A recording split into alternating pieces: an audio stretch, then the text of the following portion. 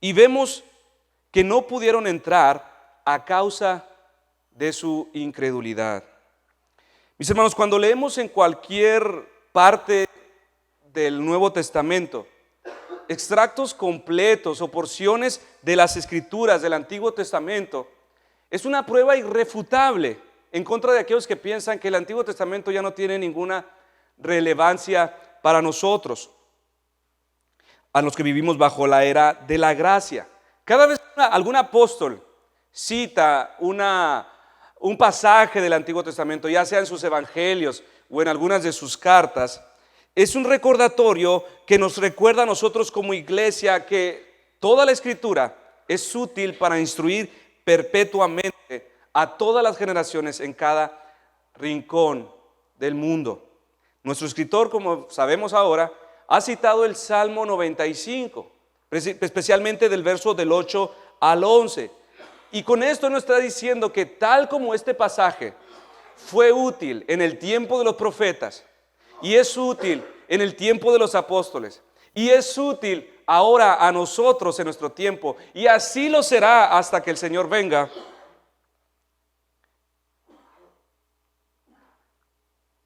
y hasta el fin del tiempo. Así que donde quiera que nosotros encontremos extractos, pasajes del Antiguo Testamento en el Nuevo, habremos de recibirlo como necesario y oportuno a nuestra época. Ahora, esto no significa, mis hermanos, que cuando usted va al Antiguo Testamento, cuando usted va y lee la ley, cuando usted va y lee algo de la ley ceremonial o de la ley civil, significa que usted va a extraer esas leyes y las va a aplicar tal y como eran aplicadas. Eso no es lo que significa que cada vez que veamos algo del Antiguo Testamento podemos extraerlo y sacar su máximo provecho. Eso no es lo que estoy diciendo, porque ninguno de nosotros querrá aplicarla tal y como estaba. En un momento nos quedaríamos sin hijos y alguno de nuestros hijos se convierte en un hijo rebelde y tendremos que entregarlo a los jueces para que lo apedreen. O aquel hermano que es desleal contra su otro hermano en un momento, entonces tendría que ser apedreado igualmente. Lo que sí significa, mis hermanos, es que podemos ir al Antiguo Testamento, y al ir al Antiguo Testamento habremos de aprender y hacer como hicieron aquellos hombres, especialmente los apóstoles, quienes tomaron estos principios del Antiguo Testamento, tomaron estas leyes y solo extrajeron la moralidad de estas cosas y las traen. Tomaron la esencia de estas antiguas ceremonias y las presentaron ante nosotros. Recuerda cuando Jesucristo también en el desierto fue tentado. ¿A quién citó?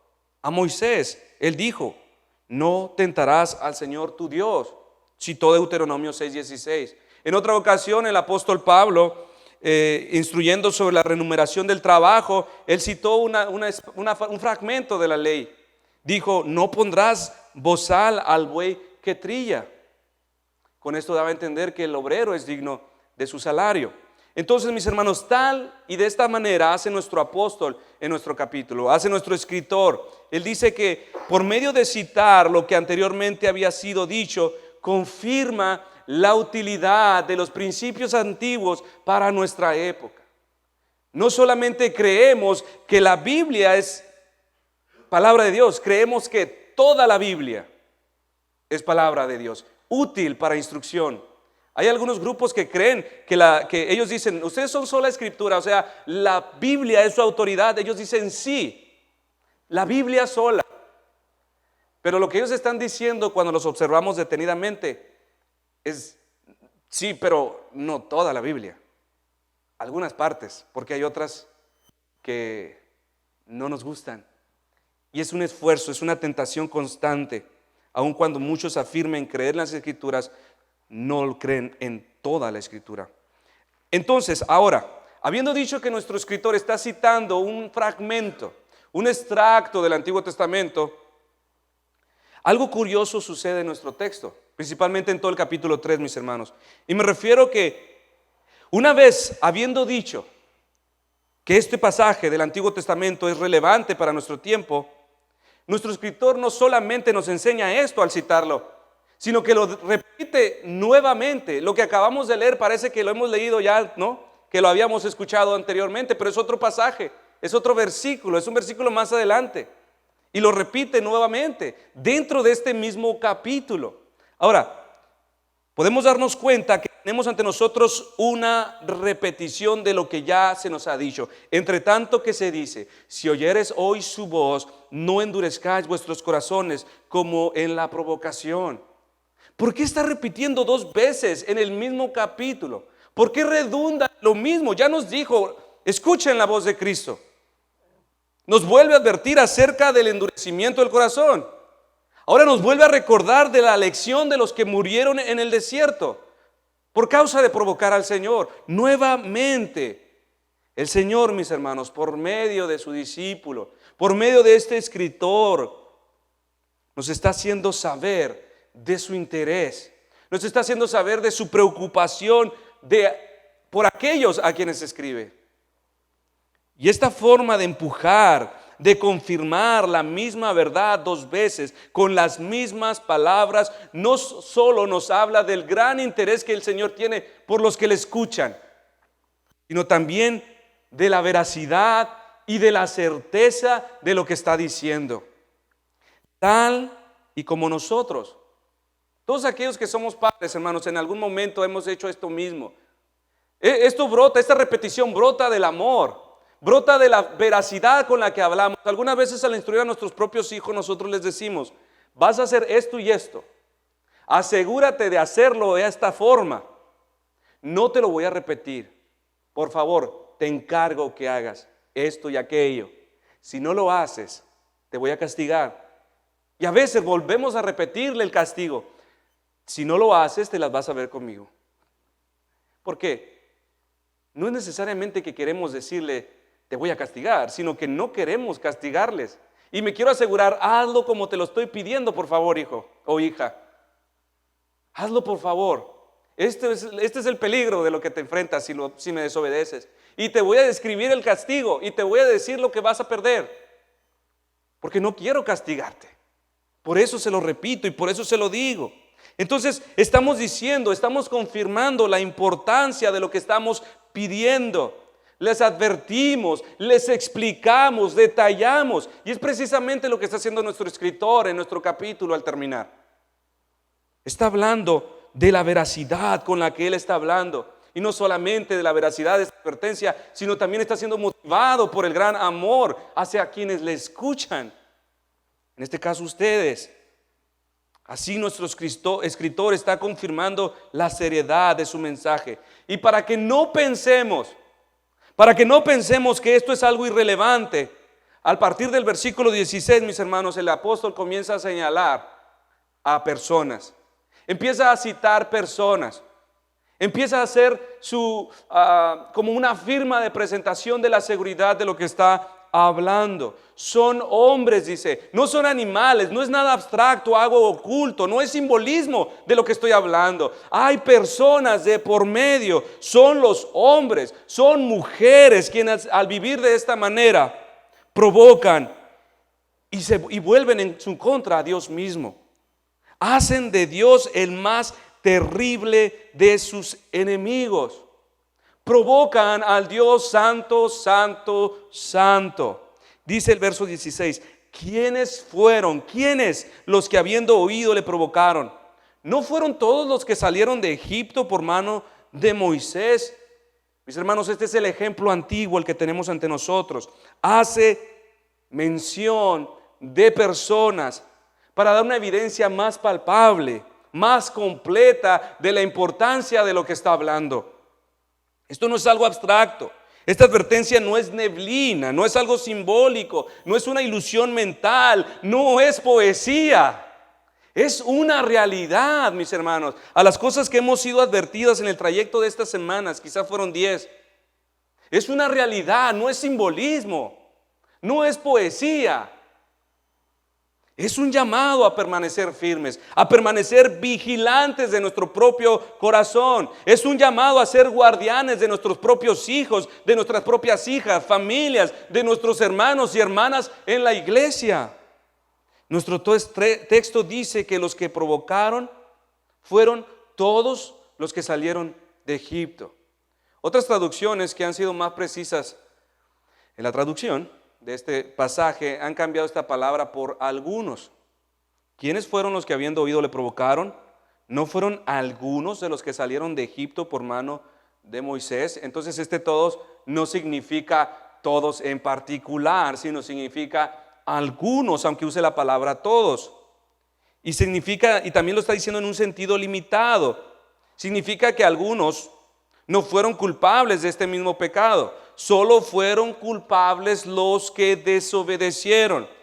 Por esta razón, más adelante en el verso 17 distingue diciendo: y con quienes estuvo él disgustado 40 años, no fue, como si dijera, solamente con los que pecaron, cuyos cuerpos cayeron en el desierto. Y sabemos, mis hermanos, que esto fue verdad. Sabemos que no fueron todos, pues de los 600,000 hombres, sin contar niños ni mujeres, que salieron de Egipto, hubo 2 que no provocaron al Señor de esta misma manera: Josué y Caleb, y todos aquellos menores de 20 años. Ahora, también esta limitación que señala nuestro escritor y que es reconocida, al mencionar que fueron castigados solo aquellos que pecaron contra Cristo, o sea, los que no entraron, estos fueron los culpables, pero los inocentes, por otro lado, no fueron tratados ni involucrados con los que cayeron, sino solamente los culpables. ¿Y por qué no entraron? Porque todos ellos fueron idólatras. Otros participaron en lascivias, fornicaciones, adulterios, asesinatos, envidias. Asumían ser creyentes, pero sus obras negaban su profesión de fe. Afirmaban creer en Dios, mientras desobedecían abiertamente. Y por esta razón no entraron. Mis hermanos, esta multitud que murió en el desierto no fueron víctimas. Ni uno solo fue una víctima. Con ninguno de ellos se equivocó el Señor y fue contado como culpable cuando él era inocente. La totalidad, del más grande al más pequeño que haya quedado allí, era culpable de estos pecados. Primera de Corintios 10, del 7 a 10. Porque no quiero, hermanos, que ignoréis que nuestros padres, todos estos que estuvieron bajo la nube, y todos pasaron el mar, y todos en Moisés fueron bautizados en la nube y en el mar, y todos comieron el mismo alimento espiritual, y todos bebieron la misma bebida espiritual, porque bebían de la roca espiritual que los seguía. La roca era Cristo. Pero de los demás de ellos no se agradó Dios de otros, por lo cual quedaron postrados en el desierto. Mas estas cosas sucedieron como ejemplo para nosotros, para que no codiciemos cosas malas como ellos codiciaron. Ni seáis idólatras como algunos de ellos. Según está escrito: se sentó el pueblo a comer y a beber y se levantó a jugar. Ni forniquemos como algunos de ellos fornicaron y cayeron en un día 23,000. Ni tentemos al Señor como también algunos de ellos le tentaron y perecieron por las serpientes. Ni murmuréis como algunos de ellos murmuraron y perecieron por el destructor. Y estas cosas les acontecieron como ejemplo y están escritas para amonestarnos a nosotros, a quienes han alcanzado los fines de los siglos. Así que el que piensa estar firme, mire que no caiga. Estas palabras, mis hermanos, son una fuerte advertencia, no para todos, para los desobedientes. Estos deben de temer, estos deben de temblar, porque no serán tratados. Yo digo, mi familia nació en el Evangelio. No, eso no significa nada. Pero yo desde pequeño me congrego. Eso no significa nada. Estamos hablando de obediencia, no de si crees. De obediencia, creer y obedecer son sinónimos en las Escrituras. Si tú obedeces al Señor, tienes una evidencia palpable de que verdaderamente crees. Pero si tú dices creer, pero no obedeces, eso es una falsificación de la fe, pero no es verdadera fe. Pero por otra parte, mis hermanos, esto también es un aliciente para todos aquellos que temen al Señor, pues pueden tener la certeza de que no serán tratados de la misma manera que los otros. Entre el justo y el malo, Dios hace diferencia. Solo cayeron en el desierto los desobedientes. Si Dios hubiese hecho lo contrario, Él mismo sería una abominación. Él nos ha revelado en Proverbios: condenar a todos cuando solamente algunos son culpables es una abominación delante de Dios. O favorecer al impío juntamente con el inocente es una abominación delante de Dios. Él no haría tal cosas. Dos preguntas implican esta verdad. ¿Y con quiénes estuvo Él disgustado 40 años? Hace una pregunta y responde: ¿no fue con los que pecaron? ¿No fue con los que cayeron sus cuerpos allí en el desierto? ¿Y a quienes juró? No entrarán en su reposo, sino a aquellos que desobedecieron. Ninguna injusticia se hizo de parte de Dios. No todos fueron condenados. Esto es lo que es del otro lado de la moneda. No todos fueron condenados, solamente los que desobedecieron. Pero por otra parte, no todos fueron perdonados. Con estas preguntas, mis hermanos, podemos inferir que dentro de una multitud mezclada, dentro de una congregación mezclada, Dios hace diferencias entre cada uno. En el desierto caminaba una multitud, pero solo cayeron los que desobedecieron. Y así como el Señor tuvo especial cuidado de que estos que desobedecieron recibieran su justo juicio, su justo castigo a su tiempo, también tuvo especial cuidado de aquellos pocos que se deleitaban y que obedecían al Señor. Una de las quejas constantes que podemos implicar de estos eventos es que probablemente muchos de estos justos se quejaron. Quizás algunos de ellos que obedecían fielmente al Señor de una vez sentían esta incomodidad delante del Señor. Señor, aquellos que abiertamente se quejan, murmuran contra tu profeta, no creen en tus obras, ¿por qué les das pan? ¿Por qué cuando ellos están quejándose y necesitan, por qué a ellos les escuchas rápido y respondes? ¿Por qué cuando teníamos todos agua y ellos dijeron, proveerá agua el Señor aquí en el desierto? ¿Por qué respondiste a su oración? Tal y como nosotros en algún momento dado podríamos mirar a los lados y diríamos: Señor, ¿por qué respondes cuando abiertamente se declaran en contra tuya y de tu voluntad? Y nosotros que te amamos y que te anhelamos, ¿por qué te tardas en respondernos? Seguramente ellos vivieron esta forma, seguramente ellos tuvieron estos conflictos internos mientras caminaban en el desierto junto con aquellos incrédulos. Y lo hemos dicho antes, mis hermanos, que usted reciba la contestación de sus oraciones no es garantía de estar, no es una prueba real, o sea, una prueba segura de ser amado por Dios. Ahí tienen a esta multitud que cayó en el desierto. Todos sus deseos les fueron cumplidos. Tenían calor, tenían una nube. Tenían sed, tenían agua. Querían carne, ahí la tienen.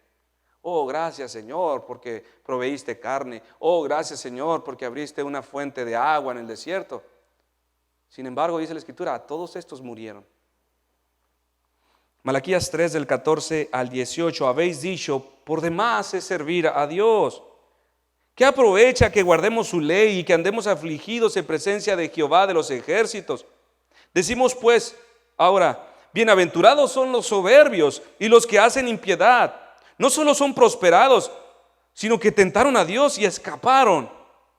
Entonces los que temían a Jehová hablaron cada uno a su compañero, y Jehová escuchó y oyó, y fue escrito en el libro de la memoria delante de él para los que temen a Jehová y para los que piensan en su nombre.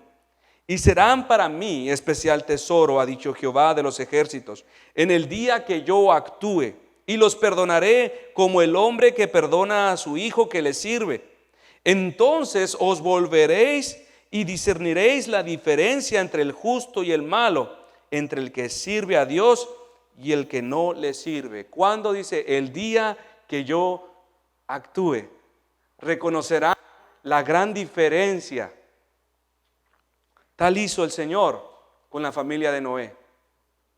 Tal hizo en el viejo mundo. Así lo hizo también con Lot, con el pueblo de Sodoma y Gomorra. Recuerda 2 de Pedro 2, a partir del verso 4. Porque si Dios no perdonó a los ángeles que pecaron, sino que arrojándolos al infierno los entregó a prisiones de oscuridad para ser reservados al juicio. Y si no perdonó al mundo antiguo, sino que guardó a Noé, pregonero de justicia, con otras 7 personas, trayendo el diluvio sobre el mundo de los impíos. Y si condenó por destrucción a las ciudades de Sodoma y de Gomorra, reduciéndolas a ceniza y poniéndolas de ejemplo a los que habían de vivir impíamente, y libró al justo Lot, abrumado por la nefasta conducta de los malvados, porque este justo que moraba entre ellos afligía cada día su alma justa, viendo y oyendo los hechos inicuos de ellos. Sabe el Señor librar de tentación a los piadosos y reservar a los injustos para ser castigados el día del juicio. Proverbios 15:3 dice: los ojos de Jehová están en todo lugar, mirando a los buenos y mirando a los malos. Este es nuestro gran consuelo, mis hermanos. Si usted está obedeciendo al Señor, si usted está respondiendo a su palabra, halle consuelo en esto. No serás involucrado con los demás. Te está yendo de la patada ahorita. Deja que el Señor actúe en su momento y sabrás y mirarás la diferencia entre el impío y el creyente. Si al igual que ellos también nosotros obedecemos, podemos estar tranquilos. Si también igual que ellos tememos y aborrecemos lo malo, podemos tener paz. Dios hará la diferencia. Dios no nos contará entre el número de ellos. Como cristianos, mis hermanos, estamos llenos de muchas debilidades, de muchas flaquezas, pero Dios ve, Dios conoce y será propicio con aquellos que, a pesar de sus debilidades, a pesar de sus incapacidades, le buscan, luchan contra sus deseos. Tenemos un ejemplo muy claro en 2 de Crónicas, capítulo 30, dice: porque una gran multitud del pueblo de Efraín y de Manasés y de Isaacar y Zabulón no se habían purificado y comieron la Pascua. Existía un deseo por servir y obedecer al Señor, pero no lo hicieron correctamente, conforme a lo que está escrito. Mas Ezequías oró por ellos diciendo: Jehová, que es bueno, sea propicio a todos aquellos que se han preparado su corazón para buscar a Dios. Señor, son débiles, se equivocaron, fueron ignorantes en este detalle, no lo hicieron de la manera que estaba escrito. Pero dice la palabra: y oyó Jehová a Ezequías y sanó al pueblo. Dios recompensó ese anhelo de su corazón. Verdaderamente se equivocaron, pero existía un profundo deseo por buscar a Jehová, y Dios fue propicio para con ellos. Los cristianos, cada uno de ellos, mis hermanos, son como piedras preciosas. Aun cuando estén mezcladas entre una multitud, Dios no las confunde. Dios no las pierde de vista, resaltan a la vista. Él puede hallarlas fácilmente, no las confundirá con las otras. Somos preciosos delante de sus ojos. Dios ve en ellos lo que el mundo no puede ver.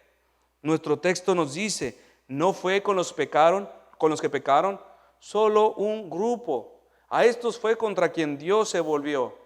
Este fue un enemigo para ellos. Dice Isaías 63:10: en toda angustia de ellos Él fue angustiado, y el ángel de su faz los salvó en su amor, y en su clemencia los redimió, y los trajo y los levantó todos los días de la antigüedad. Mas ellos fueron rebeldes e hicieron enojar su Santo Espíritu, por lo cual se les volvió enemigo, y Él mismo peleó contra ellos. Muchos incrédulos, o muchos aquellos que abiertamente no reconocen al Señor, pueden dar gracias a Dios por su trabajo, pueden dar gracias a Dios por la salud de sus familias, y pueden ver cómo Dios está dispuesto aún responder a las intercesiones de otros por ellos. Y pueden decir abiertamente, cualquiera de ellos puede decir: ¿puedes agradecer a Dios por esto, por esto? Sí, Dios ha abierto una fuente cuando parecía que se había cerrado. Dios ha abierto otra fuente cuando parecía que se había cancelado. Y vemos esta disposición paternal de parte de Dios con el incrédulo, con aquel que no quiere. Pero Dios también es una persona, tiene paciencia, tiene tolerancia. Y de pronto Él se torna como un juez, se torna en su peor enemigo. Fue tolerante, fue como un sol que trae sus rayos y su calor. Pero de pronto, esto se acaba. Porque entre más le resistes, entre más te opones, le provocas. Y un día dejará de comportarse como un padre y vendrá a ser el peor de los enemigos. La culpa de esto se agravó por su resistencia en su palabra. Ellos le resistían, dijeron, no la obedeceremos. Mientras Dios hablaba por medio de Moisés y les daba a conocer su palabra, a ellos no parecía importarles mucho. Escucharon a Dios dirigiéndoles por el camino correcto. Le escucharon motivándoles a caminar de tal forma. Les entregó en charola de oro su mensaje. Pero después de cada vez que Jehová hablaba a través de algún profeta, de Moisés especialmente, ellos seguían igual. De esta manera le provocaron.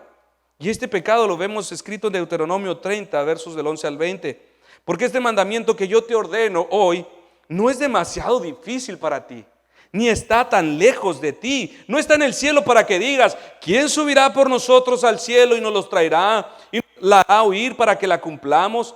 Ni está al otro lado del mar para que digas, ¿quién pasará por nosotros el mar para que nos lo traiga y nos lo haga oír a fin de que lo cumplamos? Porque muy cerca de ti está la palabra, en tu boca, en tu corazón, para que la cumplas. Mira, yo he puesto delante de ti hoy la vida y el bien, la muerte y el mal. Porque yo te mando hoy que ames a Jehová tu Dios, que andes en sus caminos y guardes sus mandamientos, sus estatutos y sus decretos, para que vivas y seas multiplicado, y Jehová tu Dios te bendiga en la tierra a la cual entras para tomar posesión de ella. Mas si tu corazón se apartare y no oyeres, y te dejares extraviar, y te inclinares a dioses ajenos y les sirvieras, yo os protesto hoy que de cierto pereceréis. No prolongaréis vuestros días sobre la tierra donde vais, pasando el Jordán para entrar en posesión de ella. A los cielos y a la tierra llamo por testigo hoy contra vosotros, que os he puesto delante de la vida y la muerte, la bendición y la maldición. Escoge pues la vida para que vivas tú y tu descendencia, amando a Jehová tu Dios, atendiendo a su voz, siguiéndole a Él, porque Él es vida para ti y prolongación de días, a fin de que habites sobre la tierra que juró Jehová a tus padres, la tierra que les había de dar. Algo estaba tan mal en ellos, mis hermanos. Estaba tan mal en estos cristianos de palabra. Siempre terminaban provocando a Dios. Ni la pobreza, ni la esclavitud, ni la miseria los volvió contra Dios. Ni su libertad, y la bendición, y la providencia, y el exceso de alimento y bebida los hacía más agradecidos. Ellos fueron probados, ellos fueron bendecidos, pero todo lo que recibían lo convertían en una ocasión más para apartarse de Dios. Todo servía para esto. Si tenían trabajo, porque tienen trabajo. Si no tienen trabajo, porque no tienen trabajo. Si porque se sienten bien, pues no venían, no obedecían. Si se sienten mal, nada, ni uno, ni lo otro. De esto fueron advertidos en Deuteronomio 8 estos mismos. Cuídate de no olvidarte de Jehová tu Dios, para cumplir sus mandamientos, sus decretos y sus estatutos que yo te ordeno hoy. No suceda que comas y te sacies, y edifiques buenas casas en que habitéis, y tus vacas y tus ovejas se aumenten, y la plata y el oro se te multipliquen, y todo lo que tuvieres se aumente, y se enorgullezca tu corazón, y te olvides de Jehová tu Dios, que te sacó de tierra de Egipto, de casa de servidumbre, que te hizo caminar por un desierto grande y espantoso, lleno de serpientes ardientes y de escorpiones, y de sed donde no había agua, y Él te sacó agua de la roca del pedernal, que te sustentó con maná en el desierto, comida que tus padres no habían conocido, afligiéndote y probándote para la postre hacerte bien. Y digas en tu corazón, mi poder y la fuerza de mi mano me han traído esta riqueza. Acuérdate de Jehová tu Dios, porque Él te da el poder para hacer riquezas. a fin de confirmar su pacto que juró a tus padres como en ese día. Mas si llegaras a olvidarte de Jehová tu Dios, y anduvieres en pos de dioses ajenos, y les sirvieres a ellos, y te inclinares, yo lo afirmo hoy contra vosotros, que de cierto pereceréis. Cuídate, es la advertencia. Y muchos, mis hermanos, ya han caído en esta forma de pecado, en esta forma de provocar al Señor. Lo dije anteriormente, esta fue la disposición del viejo mundo, donde solamente Noé fue preservado. Fue la misma disposición de Sodoma y Gomorra, se entregaron. ¿Sabe principalmente cuál fue el pecado de Sodoma? Muchos dicen, no, pues es que el adulterio, las fornicaciones, todas estas cosas, fue la saciedad de pan. Ellos tenían dinero, tenían riquezas, tenían lo que necesitaban, y su mismo dinero lo convirtieron en una ocasión más para entregarse al desenfreno. Para esto les servía el dinero. También fue la disposición de los israelitas en el tiempo de los jueces. Y Jehová levantó jueces que los librasen de mano de los que les despojaban, pero tampoco oyeron a sus jueces, sino que fueron tras dioses ajenos a los cuales adoraron. Se apartaron pronto del camino en que anduvieron sus padres, obedeciendo a los mandamientos de Jehová. Ellos no hicieron así. Aún esta fue la disposición de ellos. Por una parte los liberó y se volvieron. Por otra parte tuvieron cautiverio, Esdras 9:10. Pero ahora, ¿qué diremos, oh Dios nuestro, después de esto? Porque nosotros hemos dejado tus caminos en el momento más difícil que estaban viviendo. Aún después del tiempo de Cristo, Hechos 7:51, duros de cerviz e incircuncisos de corazón y de oídos, vosotros resistís siempre al Espíritu Santo como vuestros padres en el pasado. Así también vosotros. Su dureza, su conducta, su desobediencia, su incapacidad para responder a la palabra, a la predicación de los profetas, el abandono de los mandamientos, y no solamente de la ley de Dios, sino de Dios mismo, solamente reveló una cosa: no pertenecer a Dios. Algunos dirían, wow, qué radical es esa expresión, mis hermanos. A algunos les gustaría suavizar esto y dirían, es que estaban fríos, es que estaban desanimados, es que andaban algo deprimidos, tenían problemas. Y así justificarían su desobediencia, cuando la realidad de estos, mis hermanos, es que su estado no era desánimo. No fue un momento de debilidad o confusión, no era una especie de depresión espiritual. La realidad es que no eran de Dios. De allí la incapacidad del hombre. Voy a servir al Señor, ahora sí. Y no puede. Ahora sí, voy a entregarme al Señor y no puede. Todos son intentos fallidos. No puede perseverar. No puede avanzar. Años de cristianos y lidian con el mismo pecado del principio. No obtienen victorias en su historial contra el pecado. Al contrario, se han intensificado. No pueden librarse de ellos. Primera de Samuel 2:25. Pero ellos no oyeron la voz de su padre, porque Jehová había resuelto hacerlos morir. Juan 8:47, el que es de Dios, las palabras de Dios oye. Por esto no las oís vosotros, porque no sois de Dios. Primera de Juan 4:6, nosotros somos de Dios. El que conoce a Dios nos oye, el que no es de Dios no nos oye. En esto conocemos el espíritu de verdad y el espíritu de error. El espíritu de verdad dirige a aquellos que oyen. El espíritu de error es simplemente una falsificación de lo que es. Y no pueden responder a Dios. La palabra de Dios, por medio de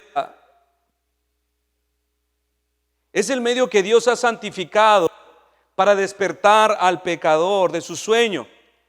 Es el medio eficaz para recuperarlo. Pero en el caso de estos, mis hermanos, que escuchaban el mensaje, pero no lo obedecían, era peor que haberlo escuchado. Perdón, era peor que no haberlo escuchado jamás. Lo escuchaban, sin embargo, no lo obedecían. Este era su estado desesperante. Tenían el mensaje, lo tenían a su alcance. No estaba en el cielo, no estaba del otro del mar, se les había entregado, se les había servido, pero lo desobedecían. ¿Y por qué no lo obedecían? Podríamos preguntarnos. ¿Por qué esta multitud que afirmaba ser pueblo de Dios no lo obedecía? ¿Por qué aún se reunían para escuchar a Moisés, como vemos en los relatos de la Biblia? Si no estaban interesados en obedecer a Dios, ni tampoco estaban con el pueblo en un mismo espíritu. Viéndolo así, mis hermanos, ellos eran como infiltrados. No estaban con el pueblo, no estaban dispuestos a escuchar a Moisés. Eran como infiltrados entre ellos, como cizaña en medio del trigo. Y esto queda claramente implicado en nuestro texto que estamos estudiando, mis hermanos. Fíjese lo que dice y cómo lo describe nuestro escritor. ¿Quiénes fueron los que habiendo oído le provocaron? ¿No fueron todos los que salieron de Egipto por mano de Moisés? Aquí nuestro texto no dice, ¿no fueron los que sacamos? Dice, ¿no fueron los que salieron? No dice los que fueron atraídos, los que fueron liberados. No dice ni siquiera los que fueron arrastrados de Egipto. Dice, los que salieron de Egipto. Ellos salieron como si dijeran, estos vinieron solos, yo no los llamé. Vemos aquí que no vemos la participación de Dios con ellos. Los que salieron, los que vinieron solitos. Tal y como aquel joven rico de Marcos 10, ¿recuerda? Al saber que Jesús iba pasando por ahí, este muchacho salió del palacio y se encontró con Jesús y le hizo una pregunta: ¿cómo puedo heredar la vida eterna? El Señor Jesús no estuvo muy interesado en decirle, mira, bueno, así. Él simplemente trató con su corazón y lo dejó. Y aquel se fue. ¿A poco sus discípulos eran diferentes a este joven rico? ¿A poco ellos tampoco eran idólatras? El joven rico amaba sus riquezas. ¿A poco los apóstoles no? ¿A poco Pedro no? Por supuesto que también ellos. Pero ¿cuál fue la gran diferencia entre ambos? Uno vino al encuentro de Cristo. Para con nosotros, Cristo fue a su encuentro. Esa fue la gran diferencia, mis hermanos. Otra cosa hubiera sido si Cristo hubiera ido a este joven rico a su palacio y le hubiese ido a buscar. Seguramente él se habría salvado. La diferencia fue que Jesús buscó a uno y el otro lo buscó a Cristo. Juan 15:16 dice, no me elegiste vosotros a mí, sino que yo os elegí a vosotros. Y así como este joven rico, así el pueblo salió. Así nos está diciendo nuestro pasaje. Estos salieron de Egipto. Contemplaban su propia agenda. Buscaron su propio beneficio en Dios. Los israelitas, este grupo miró en Dios su mejor momento, su mejor vida. De aquí somos. Que hay un libertador que nos va a liberar de toda esta opresión, de esta esclavitud. Vamos, también nosotros queremos unirnos. ¿Por qué al final fueron repudiados? La verdad es porque estos no fueron dados a Cristo. No fueron dados por el Padre a Cristo. El decreto soberano de Dios, todo lo que el Padre me vendrá a mí y al que a mí viene, o sea, los que han sido dados del Padre, yo no lo echo fuera. Pero si alguno de ellos, conociendo esta voluntad secreta de Dios, se hubiese quejado contra Dios, se hubiera dicho, entonces si esto es así, no es justo. Aún ni así tendrían razón para justificarse delante de Dios, porque entonces Dios les podría decir por otra parte, apelando a su responsabilidad, apelando a todo el bien que han recibido, ¿acaso no fui un padre con ustedes? ¿Acaso cuando Faraón venía tras de ustedes no abrí el mar rojo y pasaron en seco? ¿Acaso no vieron cómo todos sus enemigos murieron sepultados en el mar? ¿Acaso no les acompañé con una nube en el día para guardarles el calor y una nube de fuego en la noche para guiar sus pasos? Cuando pidieron pan, díganme, ¿no les di pan? Cuando pidieron carne, ¿no les di carne? ¿Tuvieron sed? ¿No abrí una nueva fuente para ustedes? ¿Acaso no fui como un buen pastor? No tienen excusa, porque ni aún viendo mi benevolencia enternecieron sus corazones, se endurecieron cada vez más. Isaías 5:4 dice, ¿qué más podía hacer a mi viña que yo no haya hecho ya con ella? ¿Cómo esperando que diese uvas, ha dado uvas silvestres? Su dureza, su conducta, su desobediencia, su incapacidad para responder a la predicación de los profetas, el abandono de los mandamientos de Dios, solo reveló una cosa: no pertenecer a Dios. El Señor dice: estos fueron los que salieron de Egipto. Estos son quienes yo no traje. Estos son los que yo no llamé. Son los que, a pesar de haber visto mis maravillas, no se produjo nada en sus corazones. Estos salieron de Egipto. Estos no consideraron mi bondad, ni consideraron mis obras, no temieron mis juicios. Pues aún a pesar de haber visto y de haber recibido, siguieron obstinados en desobedecerme. Y nuestro texto agrega: no fueron todos los que salieron de Egipto por mano de Moisés. Al hablar de la liberación de este pueblo, mis hermanos, de estos que murieron en el desierto, vemos que tal obra es atribuida a Moisés. No dice los que yo liberé. ¿Quiénes fueron los que habiendo oído le provocaron? No fueron todos los que salieron de Egipto por mano de Moisés. Es como si Dios expresara: los que tú sacaste de Egipto, Moisés. Con estos yo no tengo nada que ver. Yo no tengo nada que ver con estos que fornican. Yo no tengo nada que ver con estos idólatras. Yo no tengo nada que ver con los que desobedecen. Son tuyos, Moisés, no son míos. Porque si fueran míos, entonces hubieran entrado al reposo. Los que salieron de Egipto por mano de Moisés. Esto lo expresó el Señor antes, cuando estaba entregando su ley a Moisés. Recuerda que a las faldas del cerro se desató un desenfreno de inmoralidad abajo. Y en Éxodo 32:7 Jehová dijo a Moisés: anda, desciende, porque tu pueblo que sacaste de la tierra de Egipto se ha corrompido. Estos eran los mismos.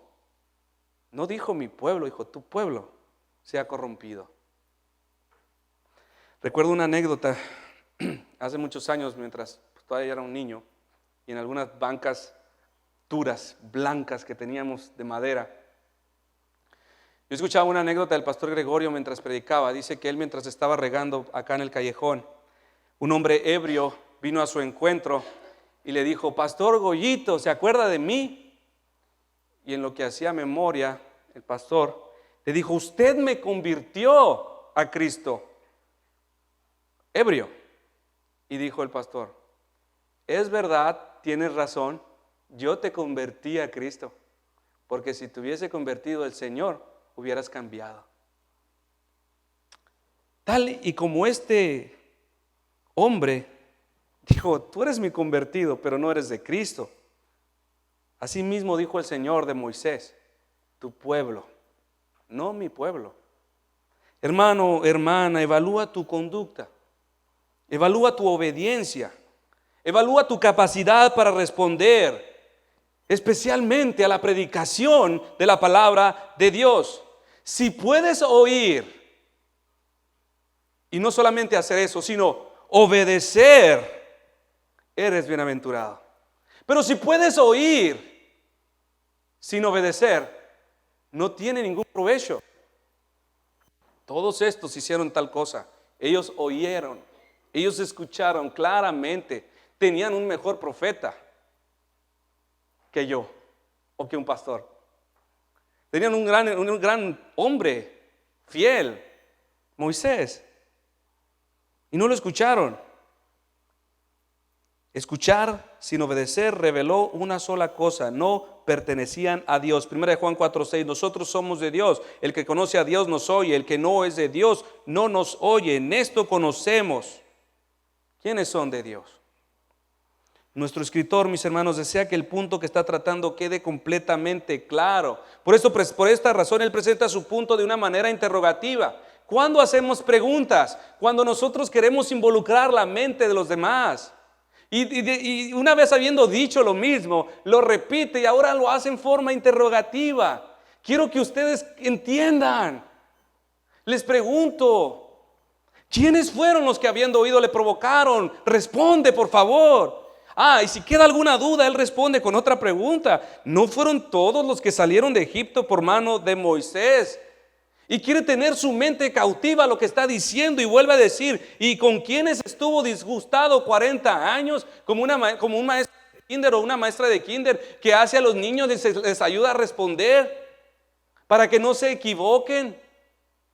¿No fue con los que pecaron, cuyos cuerpos cayeron en el desierto, y vuelve a preguntar, ¿y a quiénes juró que no entrarían a su reposo? A los que no creen, no, a los que no obedecieron, porque todos ustedes dicen creer. Con esto no podía quedar ninguna pregunta al aire, mis hermanos, sin ser contestada. Es como si dijera, ¿acaso no es justo Dios si desea tomar venganza? La conclusión ya había sido formulada en sus mentes. Esta consecuencia fue terrible. ¿Qué nos dice nuestro pasaje? Cuyos cuerpos cayeron en el desierto. Esta palabra cuerpos en su original, mis hermanos, significa carcasa. Significa un cuerpo seco. Tan solo imaginar el cuadro, mis hermanos, en el desierto, de una multitud de hombres y mujeres jóvenes, postrados, hundidos entre la arena, entre tierra, secos. Es una imagen terrible. Estos cuerpos cayeron. Esta palabra, cayeron en el desierto, implica una extraña y repentina caída, una extraña muerte tan asombrosa como fue aquel evento, creo que fue en el 2001, no me equivoco, cuando miramos las noticias que las Torres Gemelas se habían colapsado. Esa palabra cayeron es la que aparece en nuestro texto. Algo que no se esperaba. Se colapsó, se cayó. ¿Pero cómo? Si estaba tan firme, si estaba tan joven. No leemos en ninguna parte del texto que alguno haya muerto por causas naturales. Mientras ellos caminaban en el desierto, ninguno murió de sed, ninguno murió de hambre o de alguna enfermedad, ninguno murió por causas de vejez. No dice nada de esto. Lo que suponemos es que todos los que cayeron en el desierto tuvieron la posibilidad de vivir mucho más tiempo, pero provocaron a Dios, solitos recortaron su vida. Y a quienes juró que no entrarían en su reposo, sino aquellos que desobedecieron. Y vemos que no pudieron entrar a causa de su incredulidad. ¿Cómo el escritor, para cerrar este pasaje, mis hermanos, deja bien en claro el punto? Y tiene la intención de que ninguno de ustedes se quede engañado o abrigue un engaño. No solamente dijo, a quienes juró que no entrarían en su reposo, sino aquellos que no creyeron. No es todo lo que dice, fíjese, porque alguno quizás abrigue una falsa esperanza. Bueno, yo sí creo. Él dice, aquellos que desobedecieron, y vemos que no pudieron entrar a este reposo a causa de su incredulidad. Quiero que sepan, dice él, que no es solamente creer, sino es obedecer lo que estamos hablando. Es de obediencia. Todos en el evangelio actual abrigan un falso evangelio que dicen, si crees eres salvo. Sí, es verdad, pero lo que está diciendo esta palabra es obediencia. Es obediencia, la evidencia visible de la incredulidad interna de los corazones es la desobediencia. La verdadera fe produce obediencia. Cuando una persona obedece, está mostrando la única evidencia real de que verdaderamente cree en Dios. Muchos no obedecen a las exhortaciones de la palabra de Dios. Estos deben de temer por su alma. El concepto bíblico de la verdadera fe es inseparable a la obediencia. Creer en las Escrituras es sinónimo de obedecer. Mire cómo usa la Escritura, Juan 3:36, el que cree en mí tiene vida eterna, pero el que no obedece no verá la vida, sino que la ira de Dios permanece sobre él. Hebreos 11 es el gran tratado de la fe. ¿Y de qué habla? De estos hombres. Por la fe Abraham obedeció, verso 8. Y por la fe estos también, todos ellos, los que permanecen como un reconocimiento público a su fe, era por causa de la obediencia. Para los, dice Tito 1, para los corrompidos e incrédulos nada les es puro, pues hasta su mente y su conciencia están corrompidos. Profesan conocer a Dios, pero con los hechos lo niegan, siendo abominables y rebeldes, reprobados en cuanto a toda buena obra. Tus obras gritan si verdaderamente tienes fe. Desobediencia es la característica de la incredulidad, no de la fe verdadera. Y para cerrar, mis hermanos, quiero citar lo que dijo el hermano Spurgeon. Dijo: aunque estemos seguros de que los hombres no son salvos por obras, también estamos seguros que ninguno se salva sin ellas. Es un gran desprecio, mis hermanos, desobedecer a Dios.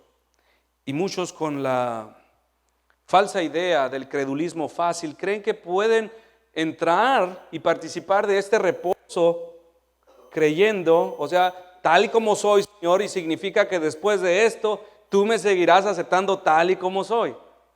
No importa si cambió mi vida o no. Este no es el Evangelio.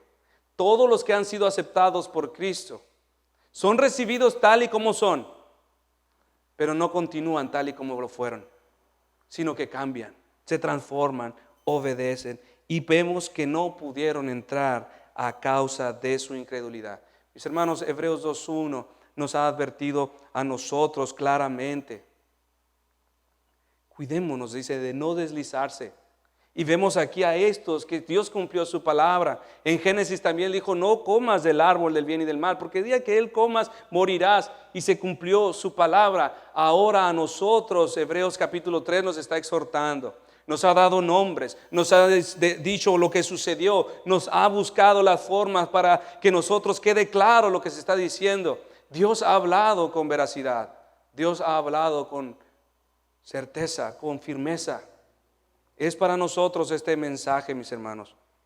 Esta es la conclusión total de toda esta desobediencia. Simplemente cierra diciendo: no entraron. Y vemos que no pudieron entrar. Su palabra fue firme. Lo que juró, lo cumplió. Oremos.